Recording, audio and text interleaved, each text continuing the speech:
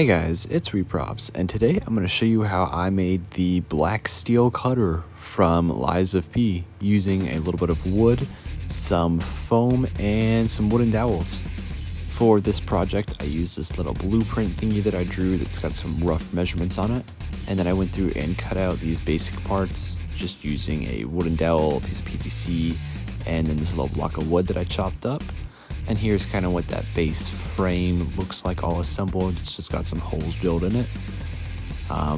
For the main blade piece, I'm going to be using this foam board that I just glued 5 pieces together and then kind of cut into this rectangular shape and then sanded kind of a bevel onto the edge of it just to make the kind of basic shape of that blade.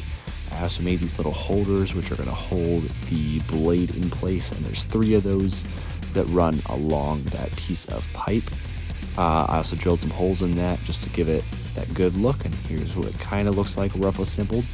There's also a little cap part that goes on the end of that I made just using some pieces of that foam. Everything is attached together using some hot glue and some double-sided AAA tape, and this is just like a thick foam adhesive tape. I also went through and made that little dial in the back as well as the finger guard just using some more pieces of that foam. And then I just went through and wrapped the handle with that tape as well as a few other areas. I then went through and just took it apart for sealing, and I just sealed this using some DAP caulk, and that dries in about half an hour and it just helps fill in and give it a little bit of a texture. And then I went through and based the whole thing in this dark gray kind of color, and then dry brushed the metallic parts with some silver.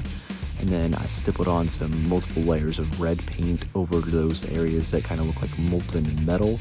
And I did like 4 coats of red and then a gloss coat on top of that just to kind of get a glowing red look. And overall, pretty pleased with how this turned out.